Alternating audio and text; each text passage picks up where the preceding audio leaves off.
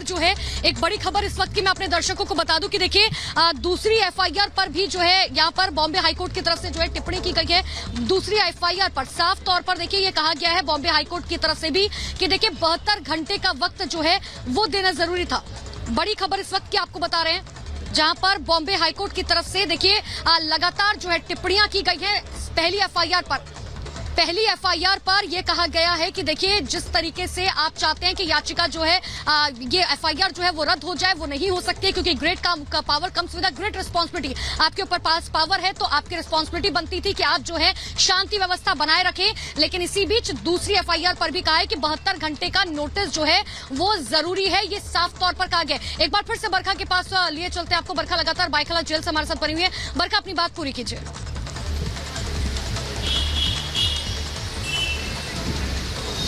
Court की ओर से देखिए ये बात यहाँ पर कही गई है कि नवनीत राणा और रवि राणा की ओर से ये कहा गया था कि वो हनुमान चालीसा जो है उसको जाकर उसका उच्चारण जो है मातोश्री में जाकर करेंगे, मुख्यमंत्री के बंगले में जाकर करेंगे, जिसको लेकर यहाँ पर राणा दंपत्ति के जो वकील हैं उनकी ओर से कहा गया कि वो पूरा का पूरा जो प्रोटेस्ट है एक तरह से वो कैंसिल कर दिया गया था। तो कोर्ट का ये कहना है कि उससे कोई भी फर्क नहीं पड़ता है।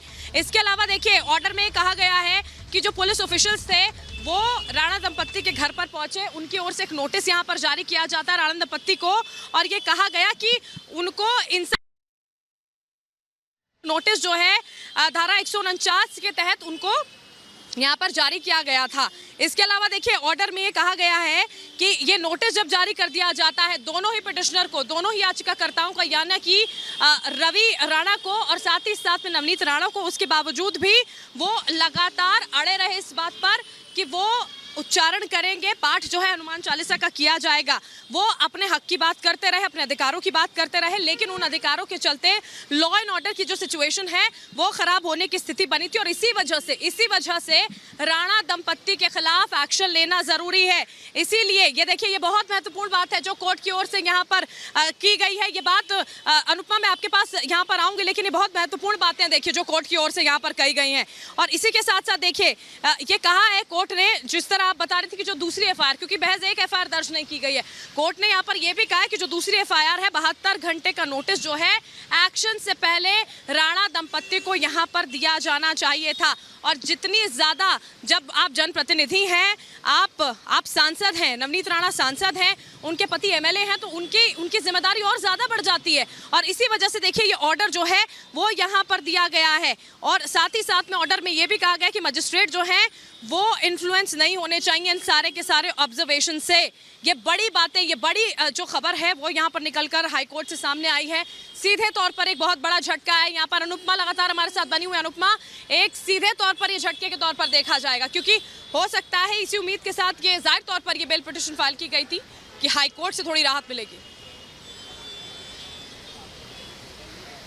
बिल्कुल बरखा, देखिए बात सच है कि नवनीत राणा और रवि राणा दोनों को बहुत बड़ा झटका लगा है, क्योंकि उम्मीद थी उन्हें बॉम्बे हाईकोर्ट से कि शायद अगर एफआईआर जो है वो रद्द कर दी जाए तो ऐसे में जो है उनकी गिरफ्तारी इलीगल हो सकती है और उसके बाद उन्हें जल्द से जल्द बेल मिल सकती है। लेकिन अब देखिए, अब हम ये सबसे बड़ी जानकारी दे रहे हैं कि देखिए दूसरी एफआईआर जिसका जिक्र लगातार किया जा रहा है, जिसमें क्योंकि राष्ट्रद्रोह की बात कही जा रही है, जिसमें हाईकोर्ट ने साफ तौर पर टिप्पणी कर दी है कि आपको 24 घंटे का नोटिस जो है, 72 घंटे का माफ कीजिएगा, नोटिस जो है वो आपको पहले देना पड़ता, आपको जारी करना पड़ता। लेकिन देखिए महाराष्ट्र में जिस तरीके का सियासी उबाल मचा हुआ है उसकी आंच जो है वो राजधानी दिल्ली तक जा पहुंची है। और हमने आज देखा कि आखिर किस तरीके से दिल्ली में एक बीजेपी का बड़ा प्रतिनिधिमंडल पहुंचा।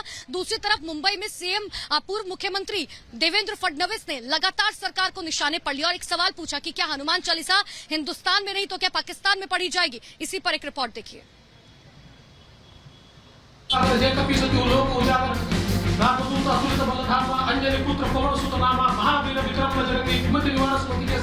प्रेस कॉन्फ्रेंस में महाराष्ट्र के पूर्व सीएम देवेंद्र फडणवीस ने हनुमान चालीसा का पाठ किया और चैलेंज किया, अब करो केस।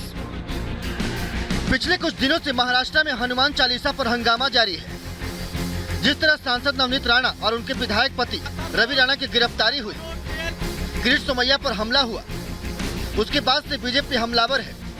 देवेंद्र फडणवीस ने उद्धव सरकार पर तीखा हमला बोला, सवाल पूछा कि बताइए हनुमान चालीसा का पाठ यहाँ नहीं होगा तो क्या पाकिस्तान में होगा।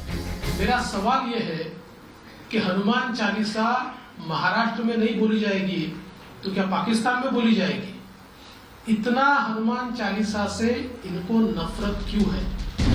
फडणवीस यही नहीं रुके, उन्होंने महाराष्ट्र सरकार पर आरोप लगाया कि सरकार पुलिस का दुरुपयोग कर रही है। कानून व्यवस्था बेहद ही खराब है, राज्य में अराजकता का माहौल है। हम महाराष्ट्र को केरल और बंगाल नहीं बनने देंगे। हम लोकतंत्र में विश्वास रखते हैं, इसलिए हम चुप हैं। लेकिन अगर पुलिस भी सरकार के साथ मिलकर हमारे ऊपर हमला करेगी तो ये समझ लेना चाहिए कि केरल में और बंगाल में हमारे सैकड़ों लोग मार दिए, फिर भी हमारा आवाज कोई दबा नहीं पाए। हम चुप नहीं बैठे, हम संघर्ष करें। तो महाराष्ट्र है, छत्रपति शिवाजी महाराज की भूमि है और यहाँ हमारी ताकत भी उतनी है। फडणवीस ने नवनीत राणा मामले को लेकर भी उद्धव ठाकरे सरकार पर हमला बोला। उन्होंने कहा जेल में नवनीत राणा को पानी तक नहीं दिया जा रहा है।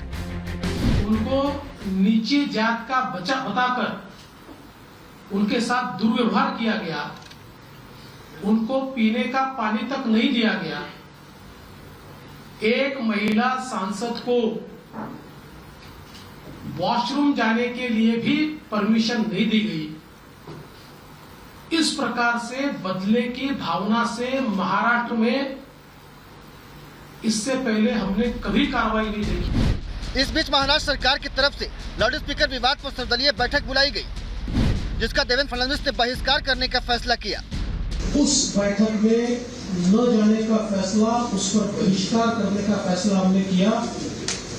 इसका कारण पिछले 3-4 दिनों में महाराष्ट्र में जिस प्रकार से गैर जिम्मेदाराना पद्धति से पुलिस का उपयोग करते हुए विरोधी पार्टी के लोगों को जान से मारने की हरकत की गई, प्रयास किया गया।